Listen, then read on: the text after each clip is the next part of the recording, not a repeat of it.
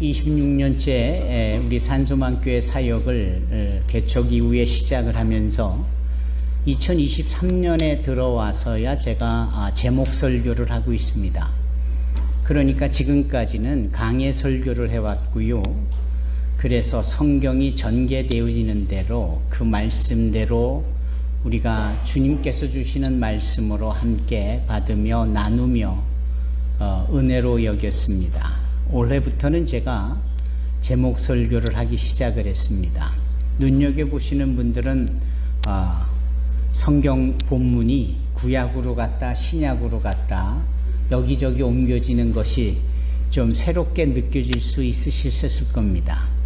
이렇게 제가 전하고자 하는 제목이 있어서 성경 말씀의 본문을 택하게 되어지니까 그렇게 되어지는 겁니다. 이런 식의 설교를 제목 설교라고 합니다.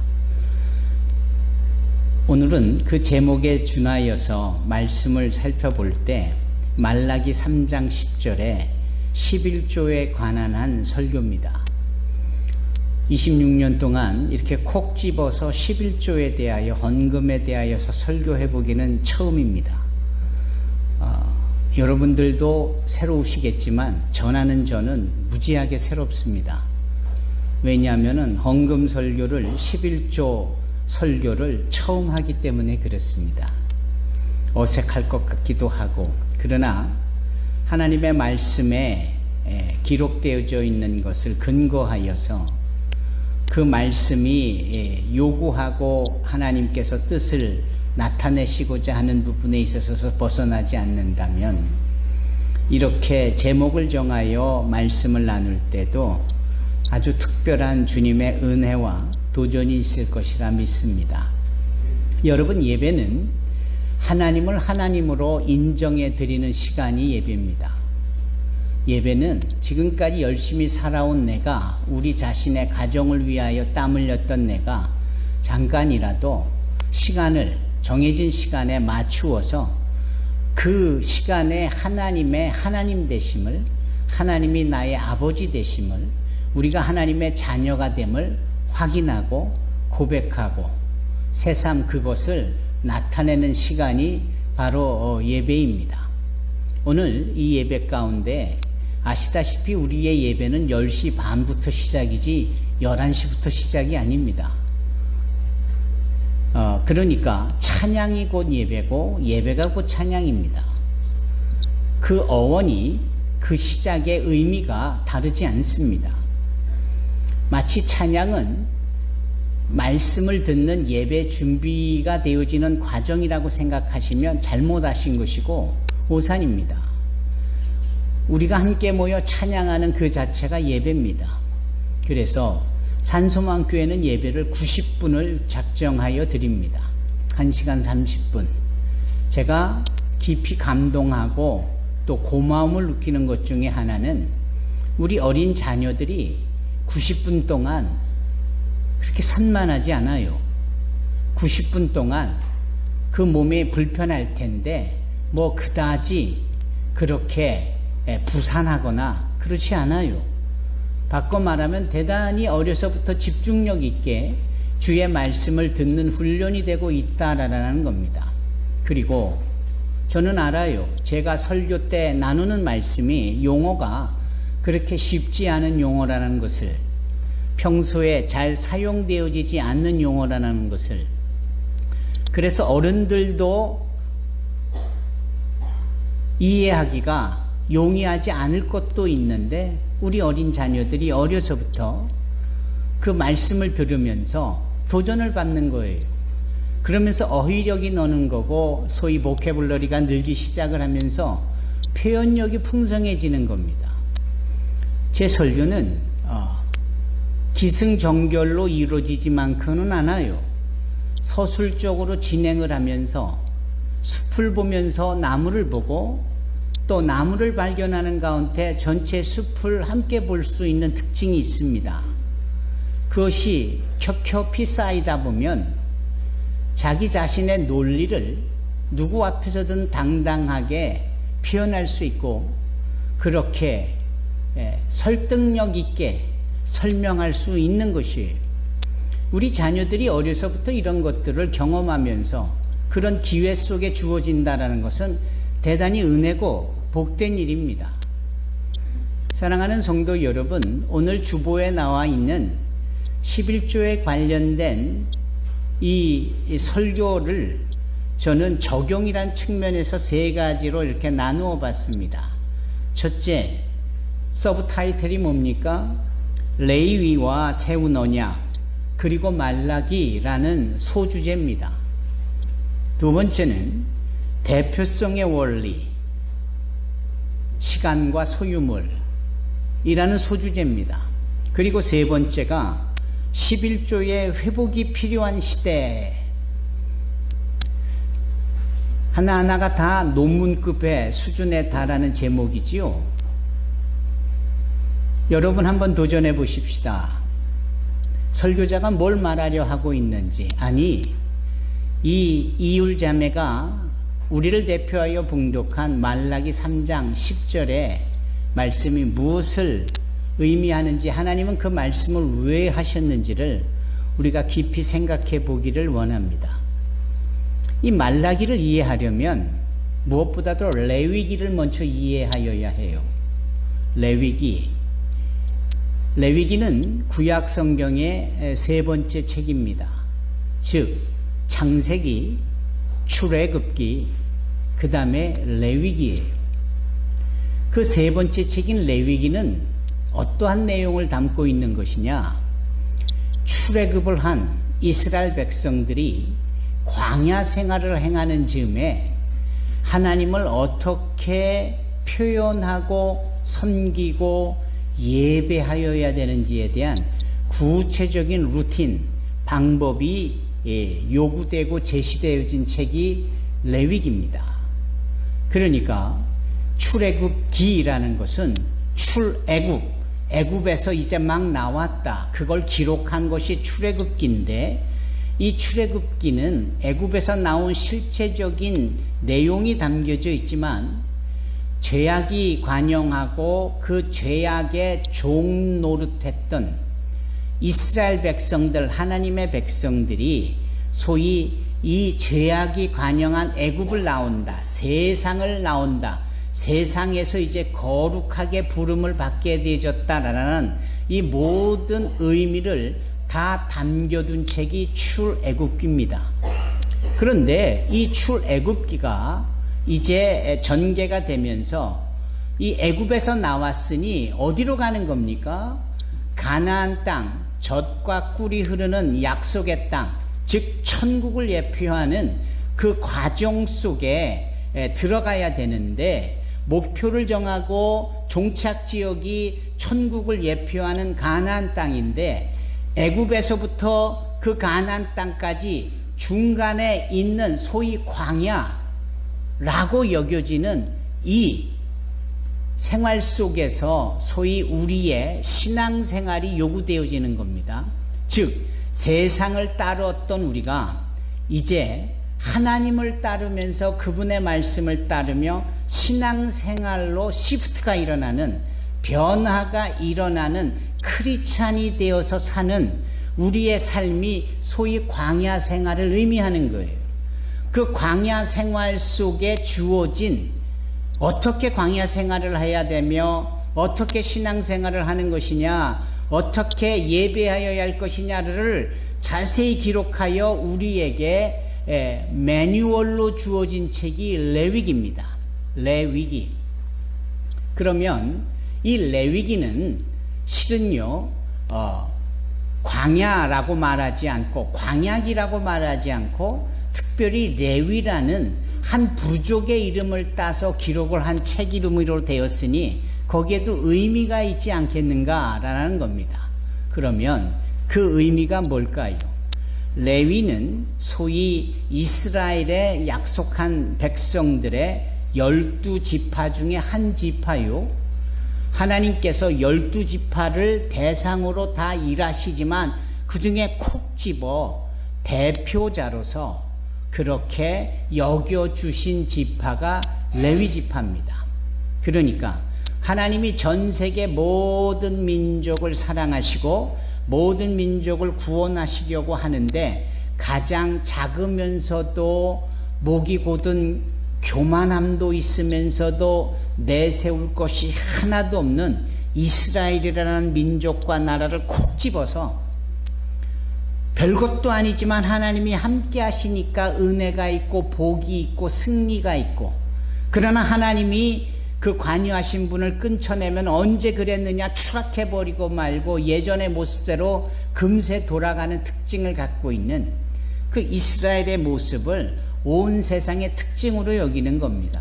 나는 대한민국 사람인데 예수를 믿는다면서 왜 이스라엘 이렇게 표현하는가? 그 대표로 우리를 대표하여서 이스라엘로 하나님께서 정하셨기 때문에 그렇습니다. 그렇기 때문에 하나님께서는 이스라엘 백성들을 통하여 출애굽이라는 사건으로 우리가 세상 속에서 하나님을 믿고 따르기 시작한 신앙생활을 대표적으로 설명하시면서 그 중에서도 레위 지파 사람들을 대표로 앞세우시며 그 레위 지파 사람에게 너는 이렇게 예배해라, 너희는 이렇게 봉사해라, 아무것도 없는 광야에서 너희는 나를 이렇게 바라보아라 라는 식의 말씀을 하나하나 기록하여 매뉴얼로, 즉 필드 매뉴얼로 주신 책이 레위기인 겁니다. 따라서 그 레위기는 레위 사람에게만 국한된 게 아니고 이스라엘 사람 전체, 그리고 이스라엘 사람에게만 국한된 게 아니라 온 세상 사람들 전체가 세상 속에 있다가 예수 믿고 천국으로 가는 과정 속에 있는 모든 내용들이 그렇게 대표적으로 기록이 되어져 있는 겁니다. 사랑하는 성도 여러분, 그러면 이 레위기의 말씀에 소위 또 대표적인 단어, 대표적인 문장, 대표적인 말씀이 있지 않겠습니까? 그 말씀을 찾아보면 예를 들면 레위기 19장이에요. 창세기, 출애굽기 다음에 레위기 말씀을 피고 레위기 19장,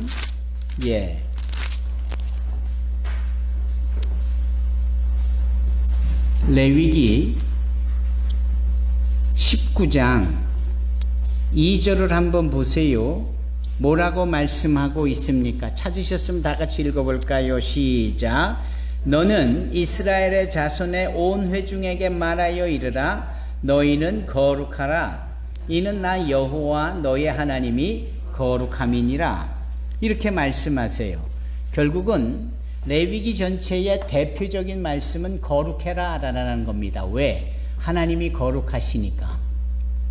그래서 하나님의 거룩함을 따르기 위해서 주어진 구체적인 내용, 방법들이 바로 이런 겁니다. 우리가 새가족 교육을, 우리가 전도 폭발 훈련을 시작하면서 소위 나누고자 하는 부분이 아주 구체적인 내용이에요. 전도를 할 때 이렇게 하는 것이 해보니까 했던 분들의 객관적이고 체험적인 내용의 핵심이 이거였더라. 이랬을 때의 반응과 결과물들이 좋았다. 이런 겁니다. 구체적으로 가르치지도 않고 무조건 전도해라 말이 되겠어요? 산소망교회에 왔는데 산소망교회는 어떤 차원의 예배와 신앙생활에 방점을 찍고 주안점을 두고 있는가? 그것을 조목조목 알리고 나누는 것이 새가족 교육인 겁니다. 이런 차원에서 레위기가 그런 겁니다. 하나님이 거룩하신데 따라서 너희도 거룩하여야 된다. 그러면 어떻게 거룩하여야 될까? 예배를 드려야지. 어떻게 거룩하여야 될까? 죄를 끊쳐내 버려야지. 어떻게 거룩할까? 서로 이웃들끼리 사랑하면서 하나님의 말씀에 순종해야지 라는 식으로요. 그게 레위기 전체입니다. 그러면 아니 본문이 말라기인데 왜 레위기에서 이렇게 많은 말씀을 하고 있는가? 말라기를 알려면 레위기를 이해하셔야 되고요. 레위기를 온전히 이해할 때 말라기의 본문의 말씀이 이해가 되기 때문에 그렇습니다. 그러면 이 레위기는 결국은 하나님이 택한 백성들을 이끌어내시는 시작점인 거예요. 그리고 결국은 광야 생활을 거쳐서 젖과 꿀이 흐르는 약속의 땅에 도착을 해서 하나님의 백성으로 살아가는데 그러면 이분들이 끊임없이 레위기에 주신 말씀대로 순종하고 살아야 되고 적용해야 되고 실천해야 되는데, 자, 한번 점수를 매겨볼까요? 이런 겁니다.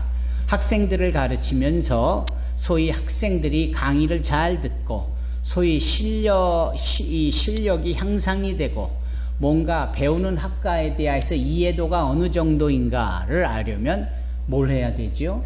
시험을 봐야 합니다.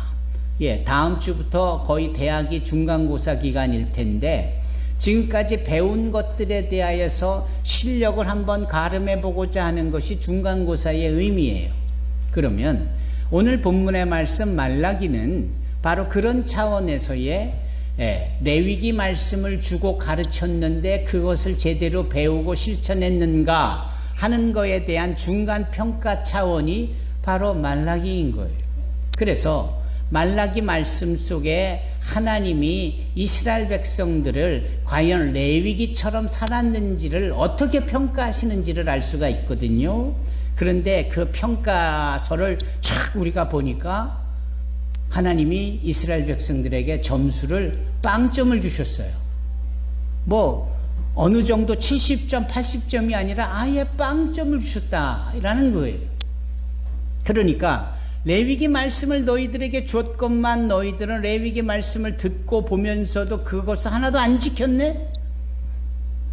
안 지킬 뿐만 아니라 이해도도 없는 걸 보니 너희들은 빵점이 당연해 라고 해서 말라기 선지자를 통하여 중간 평가를 해주신 게 소위 이 말라기 서에 나온 내용입니다.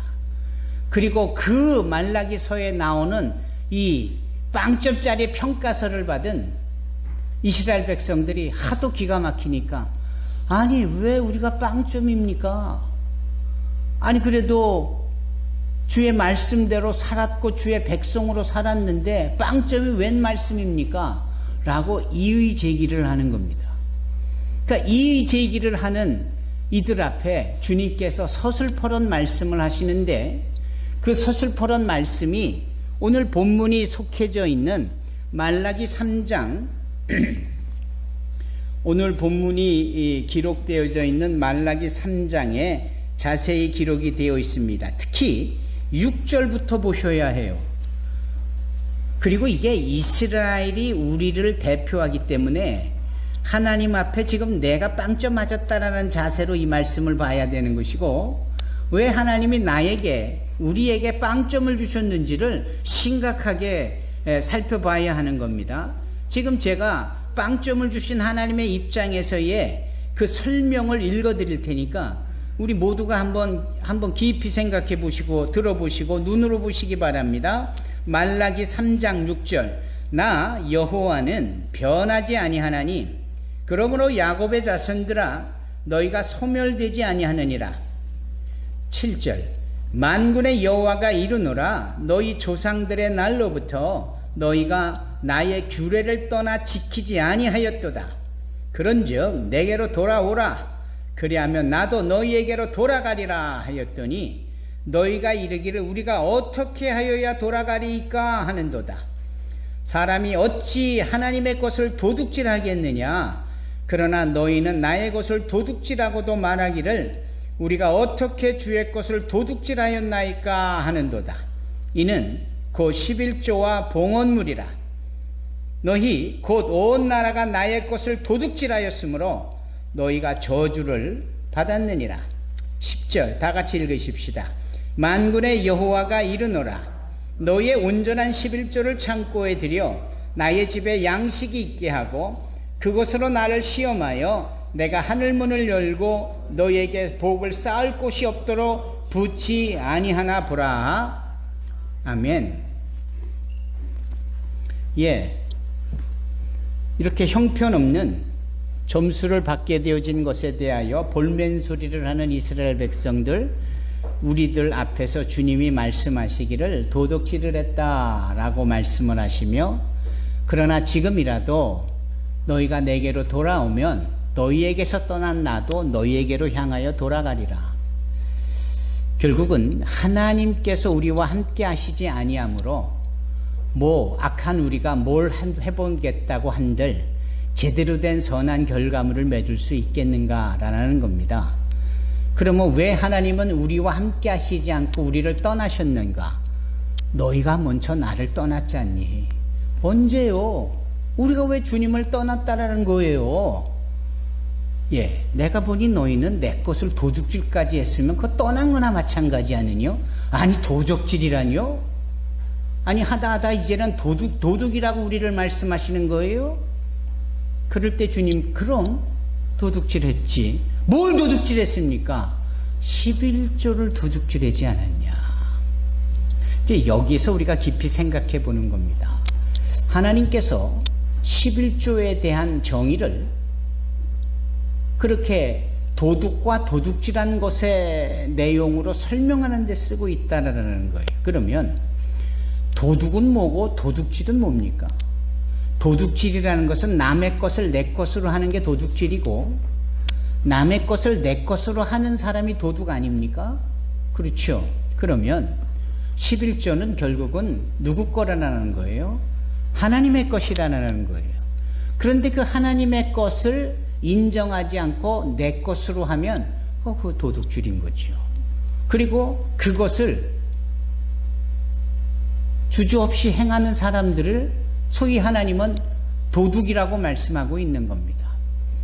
도둑놈이라고 도둑모라고 얘기하지 않는 것만 해도 다행인 것처럼 여러분 하나님의 정의는 너무나도 간단한 겁니다. 여러분 이 시점에 있어서 우리가 대표성의 원리를 다시 한번 생각해 볼 필요가 있습니다. 두 번째 소주제로 넘어갑니다. 이 대표성의 원리는 예를 들면 이런 겁니다. 우리가 죄인이다라고 할 때 왜 우리가 죄인일 수밖에 없는가? 우리를 대표했던 자가 바로 아담인데 첫사람 아담이 죄를 졌기 때문에 우리가 죄인이 될 수밖에 없는 영적인 원리입니다. 감사한 것은 두 번째 아담이 되심으로 죄 없으신 이가 죄가 요구하는 사망의 값을 지불하셨고 부활하셨으므로 이제 부활을 대표하는 예수님으로 말미암아 그 예수님을 믿는 우리는 아담 때문에 죽을 수밖에 없었던 우리지만 부활의 대표자이신 예수님으로 인하여서 우리가 죽지 아니하고 영원히 살게 되는 겁니다. 그게 대표성의 원리입니다. 월요일부터 토요일까지 부더니도 오가며 많은 일을 하고 땀 흘리고 애쓰고 그렇게 경제활동에 참여하고 많은 개인의 대소사를 치러가고 공사가 다 망하지만 우리가 이렇게 주일 아침 하나님의 전에 나온 것은 무엇입니까? 월요일부터 주일까지 우리의 날인 것 같아도 실은 하나님의 날, 하나님의 시간이었고 다만 그 중에 대표적으로 우리가 주일을 택하여 부활하신 주님의 날에 주님의 전에 나와 주님 앞에 예배하는데 산소망교회 경우 같은 경우 한 90분 하더라. 남은 모든 시간도 생애도 다 하나님의 것이거늘 그건 우리가 마음껏 쓰면서 이 90분의 이 예배 시간을 따로 구별하여 하나님의 것으로 대표하여 하나님 앞에 드린다라는 거지요. 이게 시간의 대표성의 원리입니다. 물질의 대표성, 아무리 우리가 노력하고 애쓰고 내가 취업하고 내가 열심히 땀 흘려서 월급을 받았다 해도 그렇게 직장을 주신 분도 하나님이시고 그렇게 일할 수 있도록 지혜와 건강을 주신 분도 하나님이시고 그렇잖아요. 하나하나 결국에 보면 하나님의 허락 없이 거저된 것이 있습니까? 이런 점에 있어서 내가 일하게 된 것, 내가 벌어들이게 된 것, 내가 가지고 있는 모든 소유도 심지어는 내 자식조차도 하나님의 것인 거예요. 그것을 인정하지 않는 순간부터 레위기의 약속이 깨져버린 거고 그 레위기의 약속이 깨져버림으로 말미암아 말라기에서 빵점을 주는 겁니다. 그러면 말라기에서 한 번 더 말씀을 좀 읽어보실까요? 말라기에 여기 3장 7절로 우리가 8절을 읽었지만 말라기 2장 4절로 5절을 한번 제가 또 한번 읽어볼게요. 말라기서 4장 2절로 2장 4절로 5절입니다. 말라기 2장 4절로 5절. 만군의 여호와가 이르노라 내가 이 명령을 너희에게 내린 것은 레위와 세운 나의 언약이 항상 있게 하려 함인 줄을 너희가 알리라. 5절 레위와 세운 나의 언약 즉 레위기의 언약은 생명과 평강의 언약이라. 내가 이것을 그에게 준 것은 그로 경외하게 하려 함이라. 그가 나로 경외하고 내 이름을 두려워하였다. 그런데 너희들은 이 레위기 말씀을 지키지 않았고 레위기의 언약, 생명과 이 평강의 언약을 깨버렸으니 도대체가 말이 되느냐라는 말씀이거든요. 이런 점에 있어서 대표가 되어지는 이 말씀들을 놓쳐버리고 만 것입니다. 이런 점에 있어서 이제 오늘 본문에 맞추어 시간, 즉 주의를 지키는 것에 대해서는 좀 뒤로 하고 물질에 대한 그 소유, 물질에 대한 그 대표성에 대해서 우리가 좀 주목해 보려고 하는 겁니다. 그 물질은 결국은 하나님이 허락을 하신 것이고 하나님께로 말미암은 겁니다. 여러분 성경에서 가장 많이 등장하는 단어가 뭔지 아십니까? 의일까요? 죄일까요? 그분이 성경을 통하여 우리에게 말씀하실 때 가장 많은 분량을 할애하시면서 표현하신 그 원리, 내용, 문맥이 있는데 그게 뭐냐면 바로 돈입니다. 그게 바로 경제입니다. 자본과 같은 것들을 주님께서 많이 활용을 하셔서 말씀을 하세요. 잠언의 말씀을 읽어보면 잠언의 경제 논리가 얼마나 많은지 몰라요. 야고보서 말씀을 보면 돈에 대한 이야기가 얼마나 많은지 몰라요. 마태복음, 마가복음, 누가복음, 요한복음의 사복음서를 보면 돈에 관련해서 주님은 천국을 설명하신 내용이 얼마나 많은지를 몰라요. 돈에 관련된 경제적인 시스템이나 내용을 통하여서 사람들이 죄짓고 하나님 앞에 바르고 하는 이런 것들의 기준이 되고 있는 내용을 얼마나 많이 말씀하고 있는지 몰라요. 그것은 결국은 뭘 의미하냐면 세상 사람들이 가장 관심 있어 하고 세상 사람들이 가장 중요하게 여기는 것, 바로 돈, 경제, 자본, 이런 것들을 주님께서는 오히려 들어 사용하셔서 하나님과 우리와의 관계, 구원과 천국에서의 영생 복락을 설명하시는 거예요. 따라서 돈에 대하여 소유되어지는 자본에 대하여서 우리가 분명하게 인식하지 못하고 하나님께서 허락하신 것들에 대하여서 주객이 전도되듯 그게 다 하나님의 것이라는 사실을 인정하지 않고 내 것이라고 생각해서 내 멋대로 하게 된다면 그것은 죄요, 그것은 악이요, 하나님이 그것을 두고 평가하시기를 빵점을 맞아도 싸다라고 말씀하시는 겁니다. 이것은 대단히 중요한 겁니다. 리차드 포스터라는 신학자요 목사가 계신데 그분이 영성관리에 탁월한 분으로 알려져 있습니다. 그분이 돈에 대해서, 성에 대해서, 권력에 대해서 쓴 책이 있어요. 그런데 그분이 쓴 그 책에 보면 리차드 포스터가 뭐라고 말하고 있느냐면 돈에는 힘이 있다 이렇게 얘기하는 거예요. 돈에는 힘이 있다. 맞는 것 같아요. 그죠? 세상을 살아가면서 안 되는 걸 뇌물을 주면 되는 걸 보잖아요. 돈이면 사람들의 마음을 훔치기도 하잖아요. 돈이면 마음에 안 들어도 결혼을 해버리고 마는 사람들도 생기잖아요. 그런 걸 보면 돈이면 다 되는 것 같아요. 아마 그런 차원에서 리차드 포스터는 돈에는 힘이 있다라고 말씀하는 거예요. 그런데 거기서 한술 더 떠서 생각해 보면 돈을 움직이는 이 힘을 나타나게 하는 그 무엇인가가 있는데 이게 바로 사단이라는 거예요. 사람들이 돈 하면서 돌아버릴 정도로 돈을 추구하고 따르니까 사단 입장에서는 사람을 돈으로 현혹하고 돈으로 미혹하고 돈으로 죄짓게 하고 돈으로 실족하게 하는 것쯤은 식은 죽 먹기다 이 말이에요. 따라서 돈을 따라가다 보면은 사단의 종이 되는 것은 너무나도 당연하고 너무나도 쉬운 일이에요. 그렇잖아요. 성경은 이 돈에 대해서 결코 돈 그 자체가 불필요하거나 돈 그 자체가 죄다라고 말하지 않아요. 오히려 돈을 사랑하는 사람들의 마음을 악이라고 표현합니다. 오히려 돈이면 다 된다라고 착각하고 그것만을 위하여 추구하는 사람들을 주님은 죄라고 말합니다. 돈을 사랑함이 일만하게 뭐다? 뿌리다 이렇게 말씀합니다. 시작점이 된단 말이에요. 뉴스에 도배질을 하고 있는 수많은 내용에 그 내용이 왜 이런 일이 생길까 원인을 규명하려고 소급해 올라가면 항상 돈으로부터 시작해요. 정치인은 아니라고요? 뭔 소리입니까? 예, 정치도 돈 때문에 하지요. 안 그래요? 예, 정치인들의 스캔들을 찾아가 보면 돈이에요. 예를 들면 그렇다라는 거예요. 하물며 우리일까 보겠습니까? 우리도 돈 때문에 마음이 불편하고요. 돈 때문에 해야 될 일을 못하고요. 돈 때문에 하나님이 허락하신 레위의 언약을 그냥 차버리는 내용들이 얼마나 많은지 모릅니다. 안 그렇습니까? 이제 이런 점에 있어서 하나님께서는 이 힘을, 돈이 갖는 힘을 깨부시기를 원하시는 거예요. 하나님께서는 우리에게 요구하시는 게 무엇이냐? 이 돈의 실제적인 힘을 통하여 사람을 괴롭게 하고 패가 망신케 하려는 이런 부분들을 없애려 한다는 겁니다. 월말이 되면 돈 때문에 마음 쓰이는 일이 많으시죠.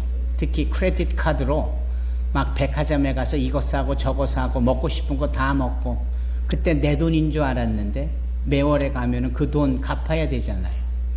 여러분, 크레딧 카드가 주는 유익이나 편리함이 있지만 그 실체를 보면 사람의 피를 말려요. 사람을 말려 죽여요. 안 그렇습니까? 예. 재밌는 말씀을 드려볼까요? 제가 요즘 전주에 가서 경제학을 가르치잖아요. 크레딧이라는 이 단어의 어원이 어디서 왔느냐? 크레도스에서 왔어요. 이 크레도스라는 이 라틴어는 무슨 뜻이냐? 생명이라는 뜻이에요. 심장이라는 뜻이에요. 그래서 전능하사 천지를 창조하신 하나님을 내가 믿사오며 이 사도 신경에 우리가 하나님의 전능함을 믿고 부활한 예수님을 믿고 성령을 믿는다. 믿음, 거룩한 공예를 믿는다. 이 믿음이 다 크레도라는 단어를 써요. 그런데 이게 일반적으로 생명이라는 단어예요. 따라서 시편 16편에 내가 밤마다 내 생명으로 주님께 기도한다. 다윗의 고백인데 심장을 바쳐서 생명을 바쳐서 기도한다 이런 뜻이기도 해요. 그 단어가 영어로 파생되어져 나타난 단어가 credibility, 크레딧이라는 단어예요. 신용이라는 단어예요.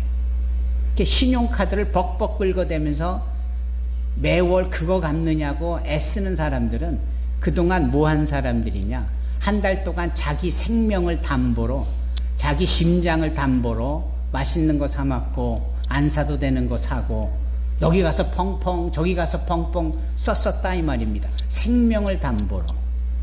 그게 돈의 힘인 거예요. 결국은 이 사단은 이런 것들을 제대로 알지 못하면서 사용하는 이런 내용들을 통해서 사람들을 실족하게 만드는 거거든요. 그러면 이제 궁금한 게 있잖아요.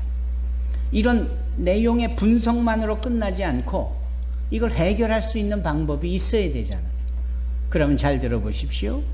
이런 사단이 돈의 힘을 통하여 우리를 넘어뜨리고 우리를 괴롭게 하는 쯤에 우리는 어떻게 하면 이 영역에서 벗어날 수 있고 돌파하여 승리할 수 있을 것인가?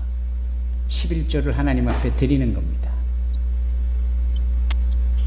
어디 가서도 이런 내용의 설교를 들어보시지 못했을 겁니다. 11조는 교회를 위하여 드리는 것도 아니고, 여러분 11조는 사단 마귀의 세상에서 좋다라고 여겨지는 돈을 통하여 그 힘으로 우리를 넘어뜨리려 하는 이 부분을 부수고 무력화하고 승리하게 하는 유일한 비결이에요. 왜?